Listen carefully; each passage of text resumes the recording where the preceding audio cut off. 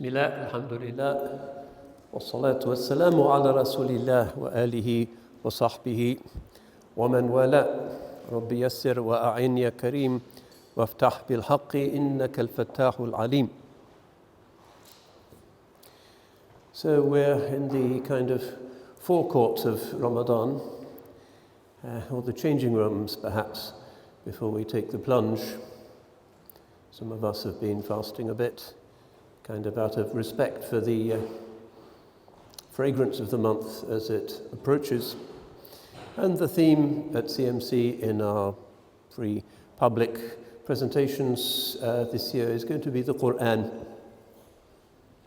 Ramadan is the month of the Quran, the month in which it was revealed, and the month in which we experience it most intensely and, inshallah, by the grace of Allah, most deeply. Islam is the religion of the Quran, it's the gift of the Quran. Everything that is significant in doctrine, practice, everything is there.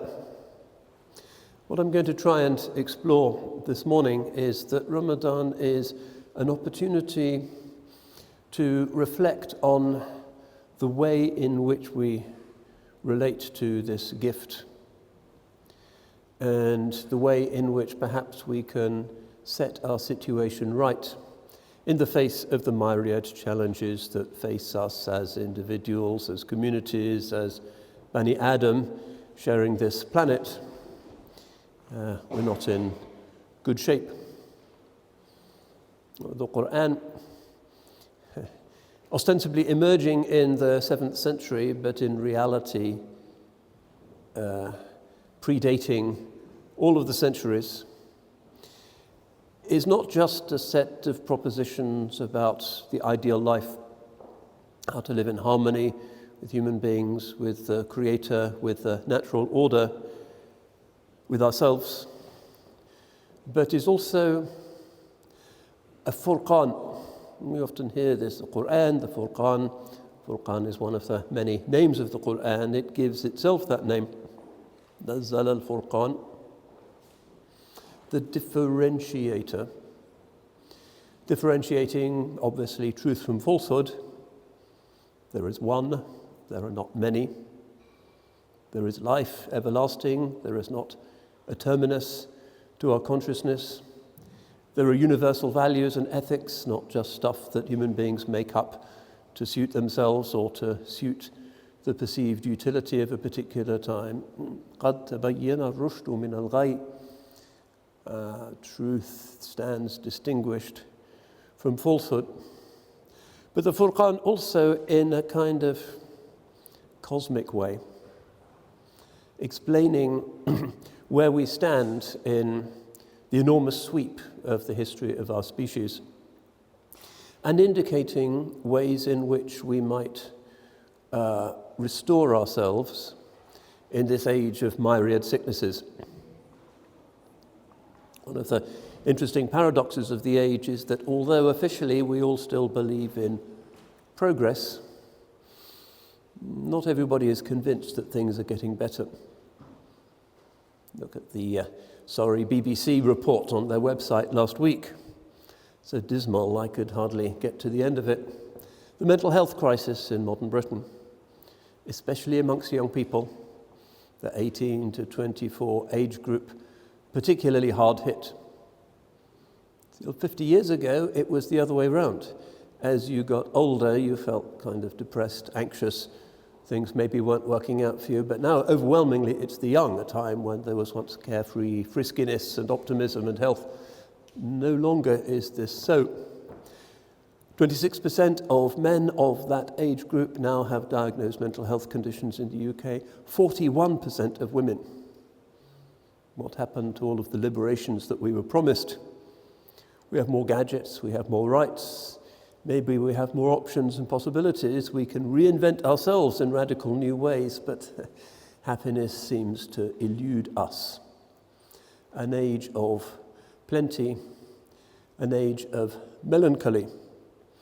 And if religion ultimately is the divine strategy to coax us out of our selfish ways that don't yield happiness and into a form of life that does, the Quran, religion, sanctity, the engagement with the sacred is actually more relevant, more up to date, more therapeutically essential probably than ever before. So the Holy Quran is an unusual scripture in many ways. And if you're Muslim and you're brought up with it, you tend not to notice how unusual it is. As you would expect from the final revelation, which is gifted to mankind, it has a certain summative quality. And it always reminds us of what went before and an affirmation of what went before. مُصَدِّقًا لِمَا بَيْنِ يَدَيْهِ مِنَ التَّوْرَاةِ وَالْإِنْجِيلِ, confirming the truth of what came before it, of the Torah and the Gospel. This is all familiar. Not familiar if you're generally aware of the way in which sacred texts, particularly the prophetic absolute nature work, were generally everything before them is regarded as diabolical and problematic. The Quran, in its prophetic absoluteness, is strikingly generous and inclusive of what went before. And the Quran, in this affirmation, because it is the scripture of the Khatmiyya, the final sealing episode of human sacred history, emphasizes the Abrahamic. This is what we mean by al-Hanifiyyati Samha, which the Holy Prophet ﷺ tells us he is sent with, the tolerant Abrahamic way. That's the best stab at a translation I can attempt at that. Bu'ithtu bil Hanifiyyati Samha. Samha does mean kind of generous, hospitable, inclusive, forgiving, and the Abrahamic way is the monotheism that yields that rather than stands in the way of it. This is, he says, the essence of what he has been sent with. And the stories of Sayyidina Ibrahim Khalilullah are really central. The key events of his life, the fact that the follower of truth is typically outcast, unconventional, unloved by establishments. We can feel that nowadays as we consider the inequalities of today's world, what's happening in the Middle East, what's happening everywhere, and the establishments are entities from which we are necessarily alienated. That's just the Abrahamic method. Sometimes you have to go out into the desert, leaving behind family, familiar relationship, your echo chamber, your comfort zone, and head out into the unknowable beyond. This is part of human maturation and part of what it means to have a conscience and to be committed to the truth, to be ready to make every sacrifice in order not to compromise with Nimrod and the establishment of his imperial, profane, destructive world, to go out on your own. There is a certain way in which being gharib is part of the life of the believer, even though we crave a comfort zone and affirmation and status and MBEs and whatever the establishment might console us with. Prophetic religion has never really been about that. It's about being a troublemaker for the sake of truth, having in mind a better, more compassionate, more spiritual world. So there is that Abrahamic overturning and the sacrifices that lead to the two sacrifices of the two sons, Ismail and Ishaq, both sort of sacrificed in enormous and obviously extremely traumatic ways. And for us, the Ishmaelite covenant, which is the meaning of the repair and the upliftment of the Haram in Mecca, which is the first house set up for mankind. And the Hajj, our culminating ritual, is a retracing of those steps. Yes, you have to be uncomfortable. Yes, you have to wear stuff that you're not familiar with. You have to make all of those sacrifices because that's what it is to be an Abrahamic believer, I'm afraid. If you think that it's just going to be beer and skittles, no, it's never like that. You will always receive fitna, tribulation, temptations, compromises, and the Abrahamic way is not to do that. It's unsettling to all of us. We all know that we all make compromises and It's not to be like that. Alone with your son in the desert with Zamzam and the temple. Hajar sacrifice on her own between Safa and Marwa. How difficult that must have been. The mother in her absolute self-giving. These are all symbols of the giving, the sacrifice, the danger that is entailed by being faithful to the spiritual way, which is Abrahamic. But this khatmiyya must go beyond that. So the religion is the religion of al-Hanifiyyati Samha, but also the religion of fitra. This is a Quranic term frequently encompassed. And we know that Islam is din al-fitra. What does that mean? That means beyond the Abrahamic, behind it, in older ages. The religion of the Khatmiyya must seal everything and manifest and affirm and bring to the surface and purify everything that is good and noble and true and compassionate about the human condition. In other words, the idea of khilafah, the Adamic calling. So this khatmiyya is something that we intuit very strongly from the Quran. Part of the blessing of Ramadan is that we engage with the Quran more. If we know Arabic, or if we don't know Arabic, we can read translations. And this becomes very salient, and it is unlike earlier scriptures. مُصَدِّقًا لِمَا بَيْنِ يَدَيْهِ, yes, affirming Ahl al-Kitab, a respectful term to use. It is an honorific. But beyond that, the khatmiyya of the Holy Prophet ﷺ is a subtle thing that reaches back into nameless ages, peoples and generations, into the primordial. And this is an important part of what is distinctive about the religion and distinctive about its practices.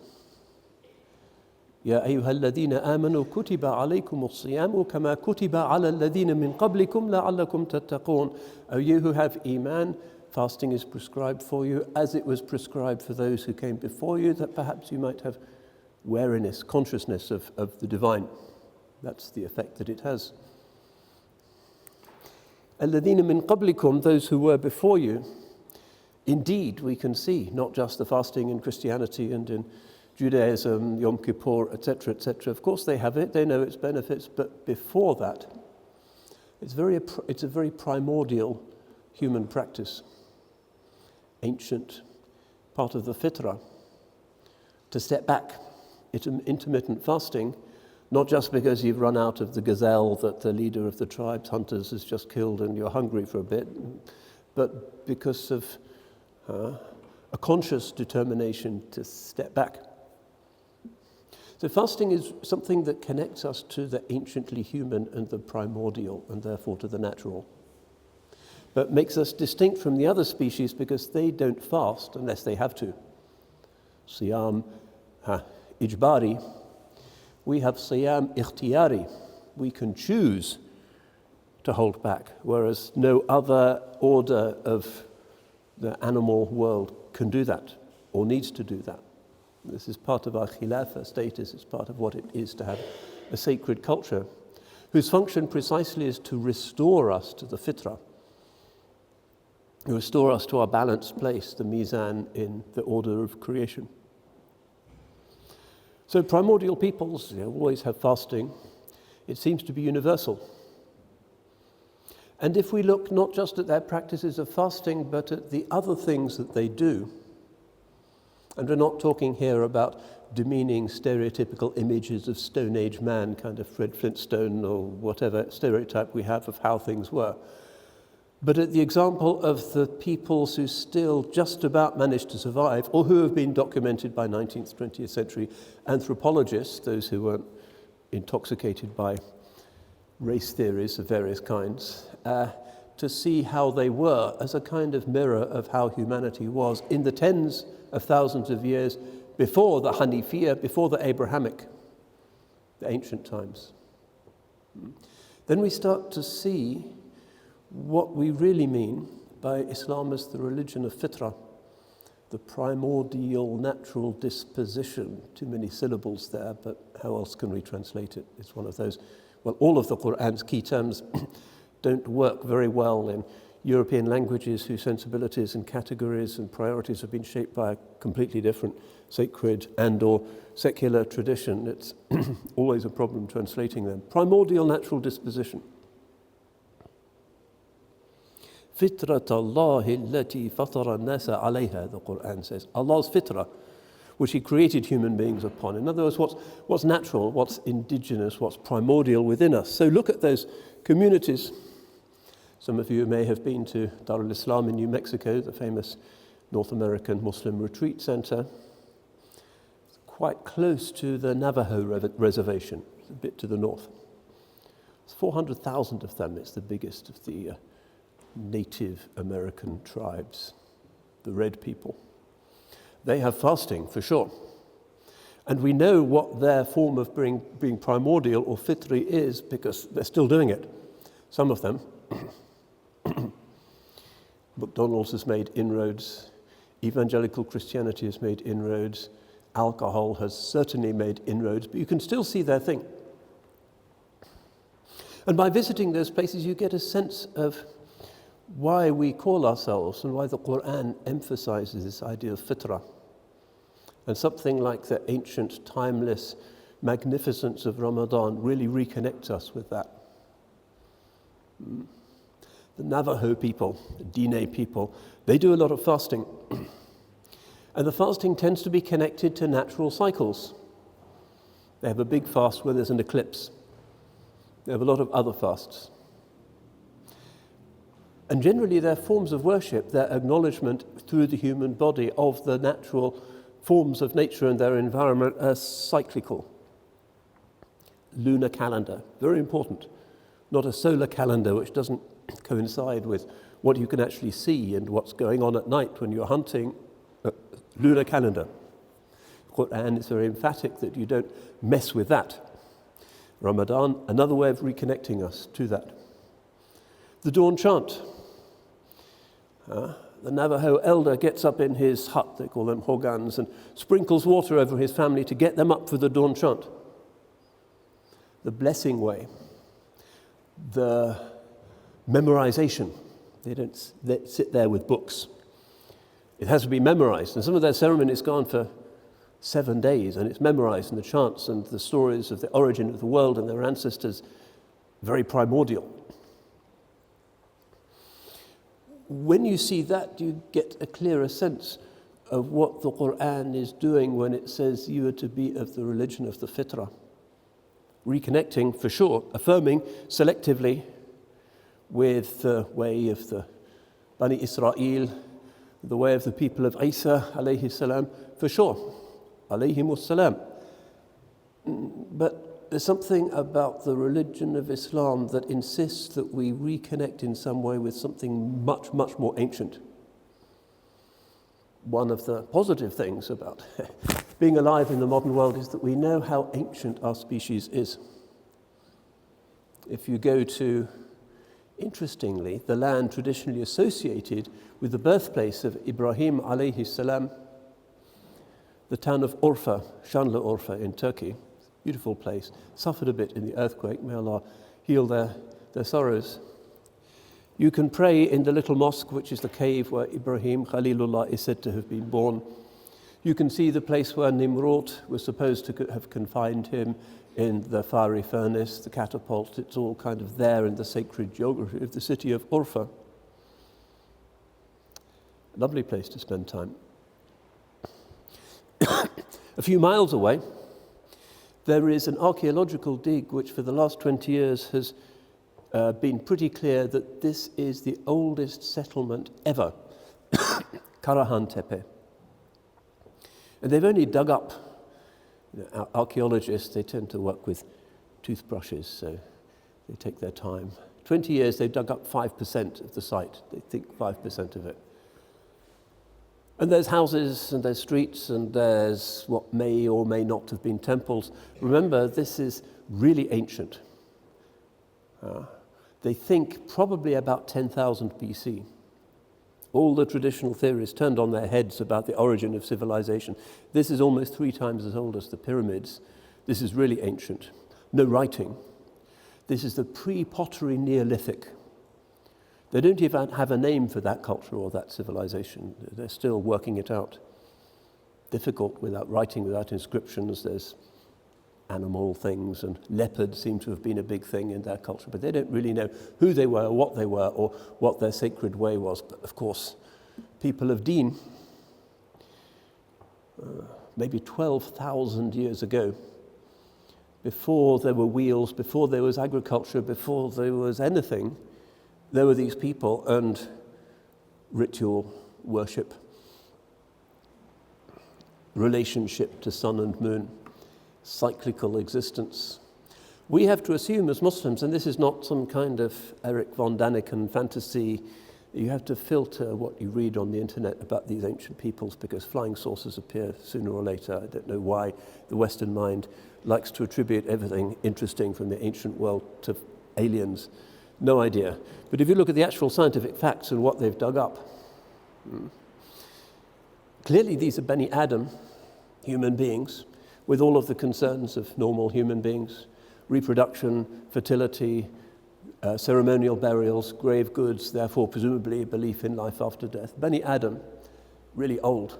The ulama of the Muslim Middle Ages didn't really think that humanity was that old, but now we know that they were, and presumably older still.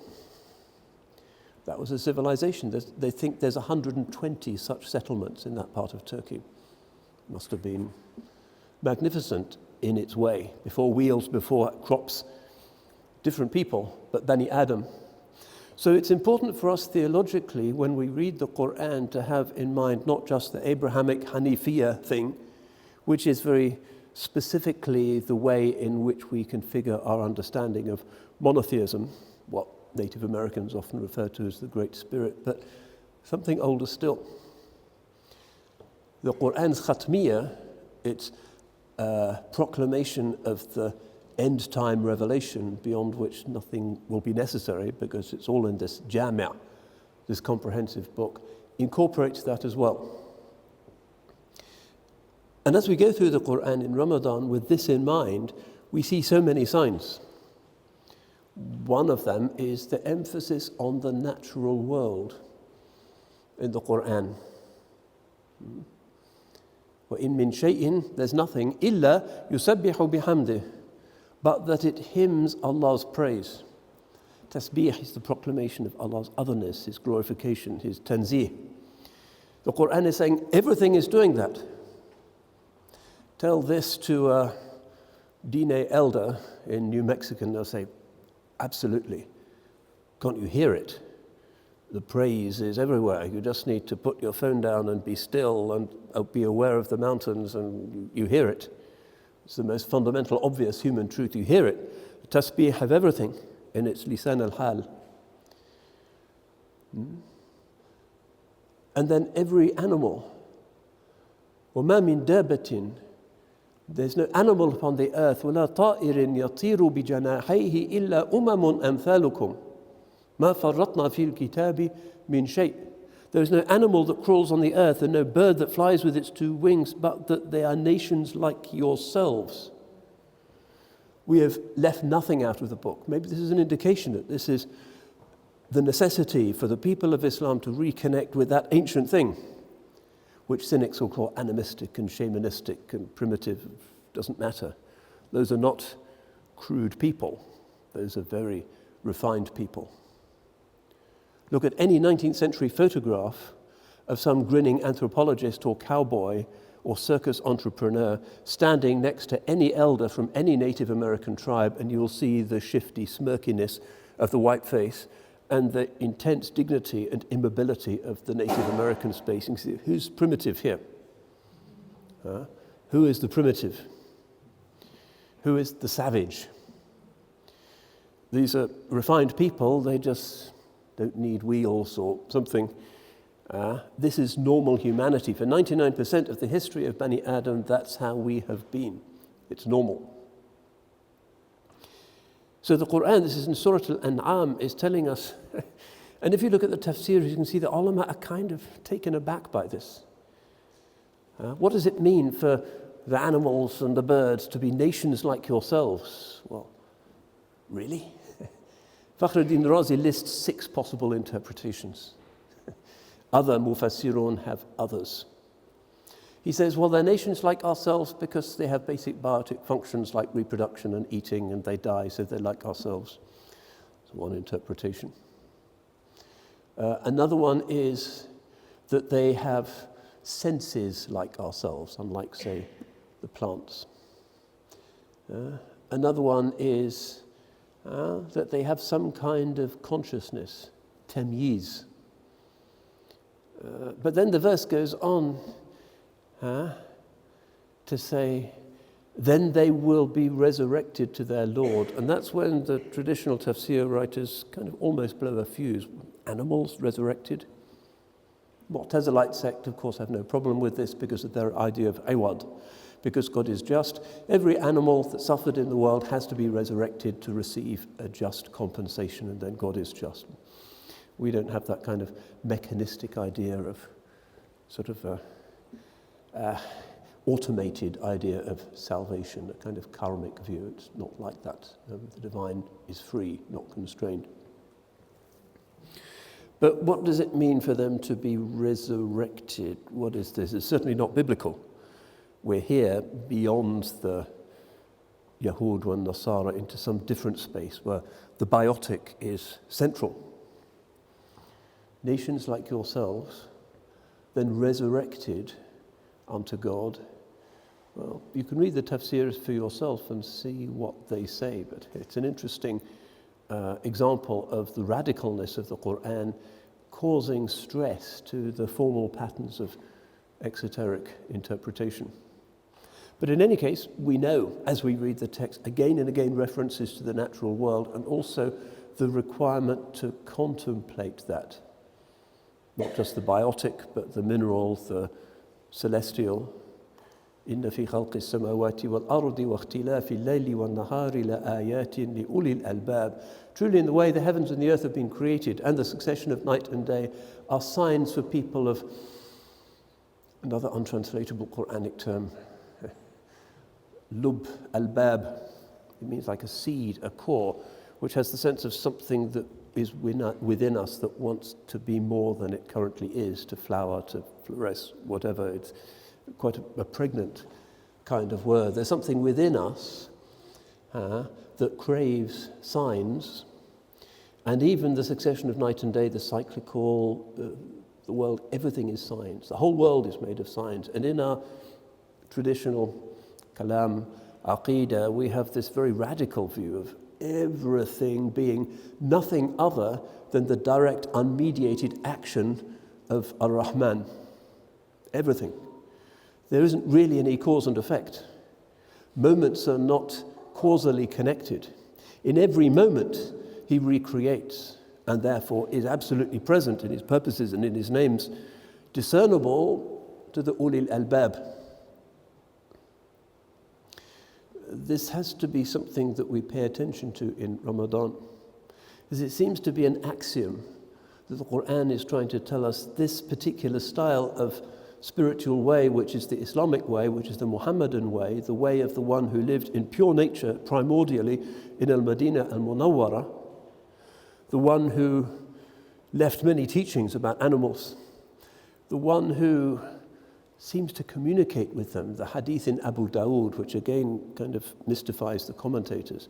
Holy Prophet alayhi salatu wasalam, in the green city of Medina, hears a commotion and he goes to it.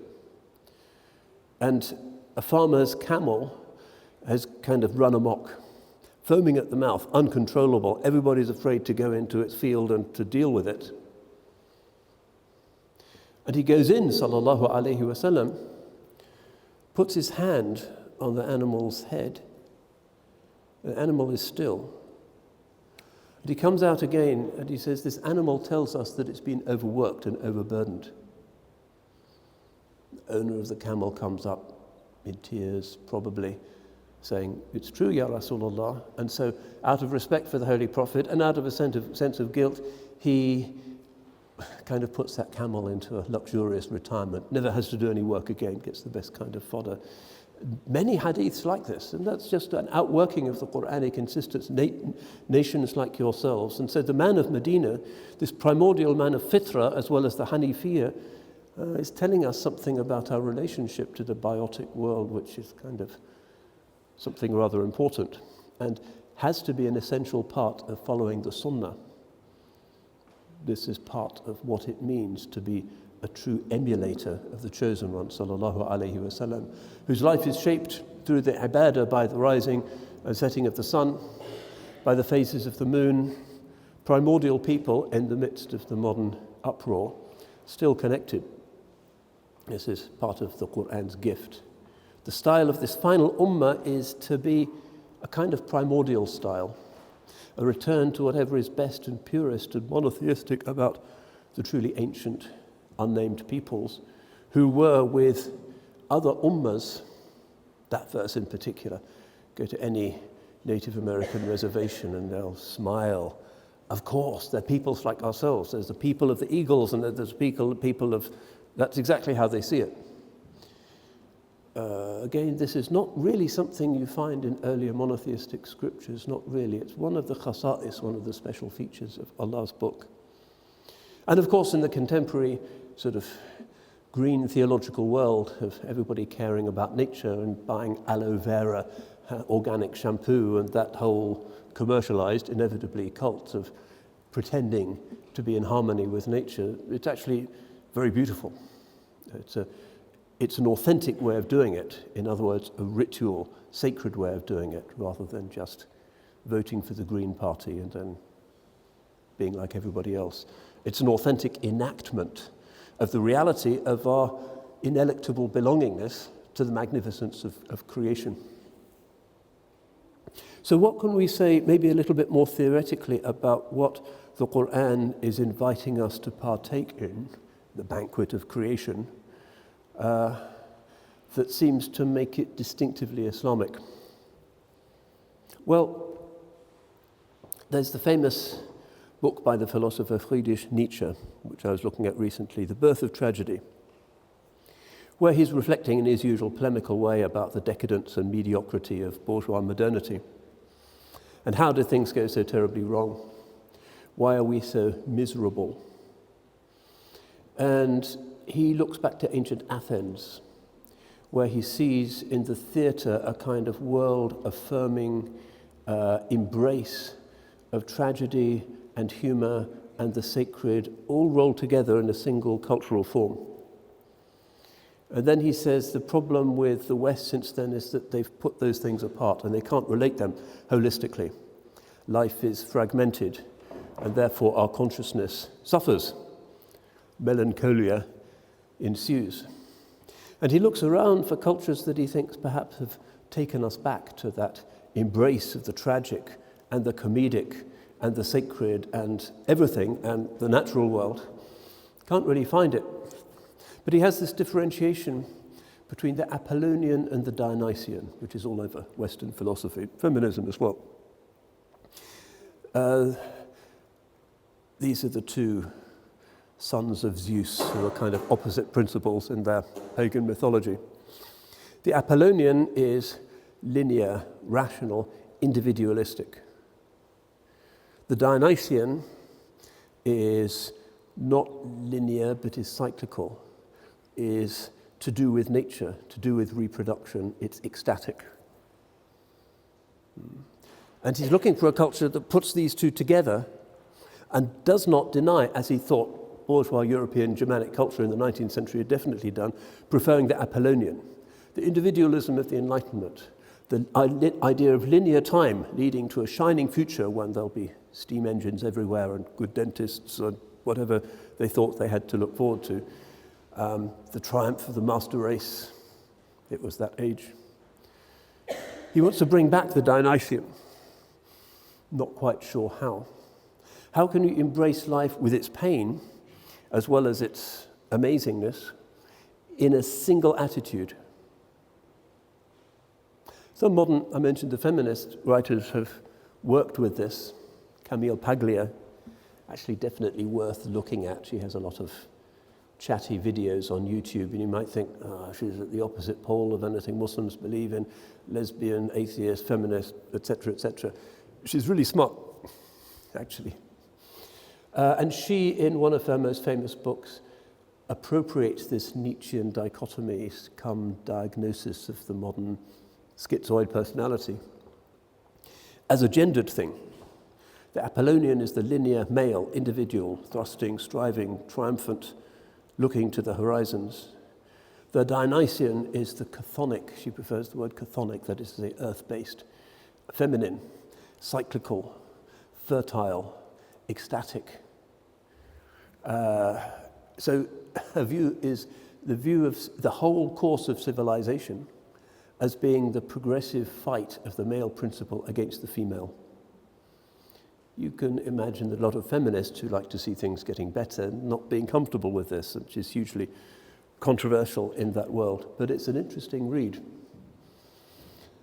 But she still doesn't know how you really put those together. And modernity doesn't. The linear Apollonian thing in our world is so absolute that that's all you see now.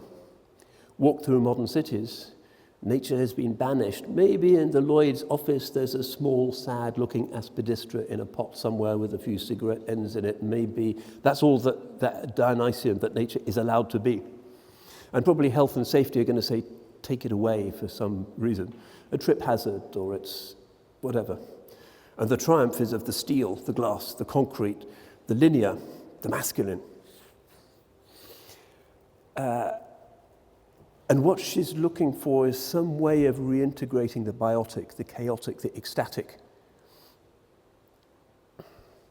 I don't know if she'd look good in a hijab, but we tend to speculate. Allahu Akbar, Allahu Akbar. Neil Armstrong became Muslim, that kind of weak-minded Muslim triumphalism.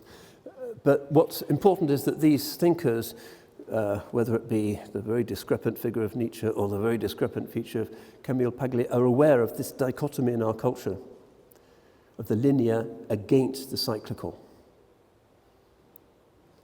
So when we read the Quran in this blessed month, a kind of alchemy affects us. And we read those verses and we have to challenge ourselves. Are we really taking this khatmiyah seriously? Again and again, the Quran speaks about the natural world and about the cycles of the day and the night, and Ramadan is cyclical and everything is cyclical. The sun and the moon determine our whole pattern of life. In Ramadan especially, we are forcibly reintegrated into normality. But what is the state of our communities if we're diagnosing modernity as the divorce between the linear and the cyclical? Where do modern Muslims locate themselves? Well, I think it's fairly obvious.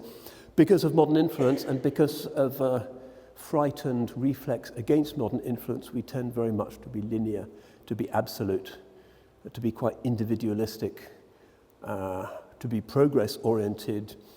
It's complex for the Ummah. The Ummah does not have a single point of view. But the ecstatic, the biotic, the generative, the erotic, which was very major in the Middle Ages, is kind of pushed out. I saw a long list of things that you can't do in Ramadan on a Braille-V website the other day. Long list, and it's right, we do need to know that stuff. But nowhere on the list was the obvious reference that should be there to anything erotic. Shameful, don't mention it. They couldn't bring themselves to say certain things. If you do them in Ramadan, break the fast. Toba, toba, I think the expression is, ooh. That's strange. Any medieval fiqh text will put that at the top of the list after, not eating kebab for lunch, obviously. It's an important part of the siyam. So we've moved in a kind of puritanical Victorian direction, and some historians even speak of the Victorianizing of Islam. The American Palestinian Orientalist Joseph Massid has spoken about the Victorianizing of Islam, a kind of puritanical, tight-lipped, very unecstatic type of religion which is normative today. And I'm not just talking about the Salafis against the rest, I'm talking about just about all of us, kind of tightness that has emerged. And then we look at our classical literature and we think, why is it the ancient Arabian qasida, this beautiful but pessimistic, melancholy kind of thing, has at the beginning this erotic prelude, the nasib. And when the Arabs go into Islam, that's the bit they conserve, and it becomes Majnun Layla, and it becomes the whole world of amatory verse, the ghazal, which then goes into Persian and Turkish and Urdu, and it's kind of the central theme. Layla Majnun is the kind of key emblematic story of the religion, and it's in Hafiz and Sana'i and Ibn Kamal, and it kind of repeated maybe too often, but it clearly satisfied the Muslim soul. Why have we got away from the cyclical, the chthonic, the feminine, the reproductive, and moved towards this kind of linear glass tower thing? Why is it that so many Muslims increasingly find that kind of culture odd? The Qawwali culture even, which is maybe one of the world's great examples of Dionysian religion. Everybody, they can't stop moving around when they hear that stuff. It's all ecstatic, Dionysian, chthonic religion. Kind of fading away. It's folkloric, it's bid'ah, it's not quite right. We'd rather do something strict and narrow because that makes us feel better and less secure. There's a reflex across the ummah. That's not how the ummah was in its glory days, when it wasn't subject to Western influence or Western anything, but was itself. The Dionysian was what we are, was what we were, cyclical, nature-oriented, reproduction. It's there in the seerah, it's the story of the Ahlul Bayt, it's axiomatic to us. So something's gone wrong, and maybe that's the kind of fundamental diagnosis for everything else that seems to be going wrong. The desire for the linear, for dichotomies, for I'm right and everybody else is wrong, all of these kind of new Victorian, Apollonian ideas are something that we need to get away from and back into the world of Ibn al-Farid. وتحت لواء الجيش لو رقم اسمها لأسكر من تحت اللواء ذلك الرقم تهذب أخلاق الندامة فيهتدي بها لطريق العزم من لا له عزم. There's a zillion verses like that. The ecstasy of quaffing the wine. It's Dionysus himself. It's the wine of divine love. Mardi Khuda mast buvad bi sharab. The man of God is drunk without wine. But it's the intoxication of that fundamental awareness that everything partakes in every instant in the divine beauty and the divine command. How could you not be ecstatic when you see things as the Quran orders you to see them? And remember that kulla yawmin huwa fi sha'n. In every moment he's doing something. He's doing everything. That's an ecstatic state. Sorrows, melancholia fly away when you're in that state. But we're taking causality too seriously. There's a lot of khawf and huzn. We're withdrawing from that Quranic insistence that we see everything as what Allah is doing. Inna Allaha ala kulli shay'in qadir. Allah is over all things powerful. Doesn't mean that He can do anything He wants. It means He does do everything. And this is very clear in our aqidah and clear throughout our literature. In other words, everything is fine, even though we may be pretty uncomfortable. Everything is what He is doing. So, لا خوف عليهم ولا هم يحزنون. The Quran says, the people who are truly close to Allah, there is no fear upon them, neither do they grieve. Fear is about what might happen in the future. Grief is about what happened in the past. They're in the moment, still no fear, no grief. So this awliya, this idea of wilaya, maybe we should expand the meaning of it to include the embrace and the honoring of the primordial, the way of the traditional sage in the rainforest or wherever, who is completely in harmony with everything because he sees everything as being simply the latest beautiful movements of the waves on the surface of the sea. That's ecstatic, that's Dionysian. So inshallah, in this month of Ramadan, we'll start to think deeply about this book and about what the book is telling us about the nature of this religion and about what it's telling us about the tumult that we see around us. That doesn't mean that we don't strive for justice, as the Holy Prophet did, but it does mean that we don't let the tumult go too deeply into our souls, because the Muslim soul is aware that everything ultimately is what God is doing. That's the ultimate healing. That's the only real therapy for the stress amongst young people and old people today. La khawfun alayhim wa la hum yahzanun. Return to the idea of Islam as the religion of the Khatmiyyah. So may Allah subhanahu wa ta'ala give us a really great, serene, profound, successful Ramadan. May He grant us spiritual breakthroughs. May He give us the joy that is part of Ramadan, the shukr that is part of Ramadan. Make us people who are bringing together these two principles, the linear and the cyclical, in the perfect balance that is the Sirat Mustaqim of Islam. May Allah accept all of your fasting, bring you safely and soundly with your families, inshallah, to a blessed Eid and many Eids thereafter. Wassalamu alaikum wa rahmatullahi wa barakatuh.